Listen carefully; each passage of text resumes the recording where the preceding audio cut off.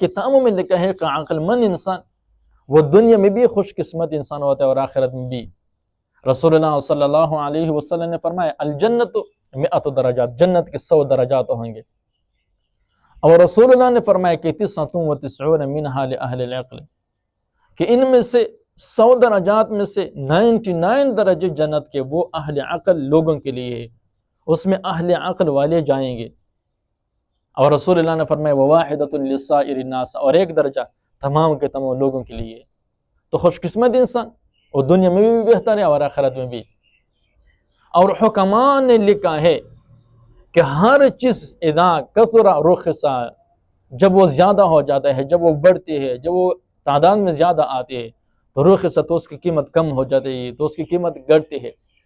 الا العقل اذا کثر غلا، عقل کے جب یہ زیادہ ہوتا ہے، جب اس میں زیادتی آتی ہے غلا، تو اس کی قیمت بھی بڑھتی ہے، تو اس کی قیمت میں اضافہ آ جاتا ہے۔ اور حکماء نے لکھا ہے کہ ہر چیز کے لیے غایت و حد، ہر چیز کے لیے کی انتہا ہے، ایک باندھ ہے، ایک حد ہے۔ الا العقل فلا غایت له ولا حد له، سوائے عقل نہ اس کے لیے کوئی حد ہے اور نہ اس کے لیے کوئی انتہا ہے۔ اور حضرت علی رضی اللہ تعالیٰ عنہ سے کسی نے سوال کیا کہ صف لنا العاقلہ، کہ عاقل انسان کی صفت بیان کرے کہ عاقل مند انسان کون ہوتا ہے؟ تو حضرت علی رضی اللہ تعالیٰ عنہ نے فرمایا هو الذی یوضع الشیء فی مواضعہ، عقل مند انسان وہ انسان ہوتا ہے جب کوئی چیز جہاں سے اٹھاتے ہیں وہاں پر لوٹاتا ہے، تو یہ عقل مند انسان کی علامت ہے۔ اور کتابوں میں دیکھا کہ عقل مند انسان کی یہ بھی علامات ہے، جب وہ بولتے ہیں تو کم بولتا ہے، کم کلام، زیادہ بولنا یہ احمق لوگوں کا کام ہے، اور کم بولنا یہ عقل مند انسان کی علامت ہے۔ اور عربی کی کتابوں میں ذکر ہے کہ العاقل یعیش بعقلہ، یہ عقل مند انسان اپنے عقل کی صلاحیت سے، اپنے عقل کی طاقت سے وہ لوگوں کے سامنے رہتا ہے، لوگوں کے سامنے لیڈ کرتا ہے۔ کما یعیش الاسد بقوتہ، جس طرح اسد شیر اپنی قوت کی وجہ سے جنگل میں رہتا ہے۔ اور عرب نے بہت ہی اشعار اس پر لکھے کہ عقل مند انسان کے اوصاف کو بیان کیا ہے۔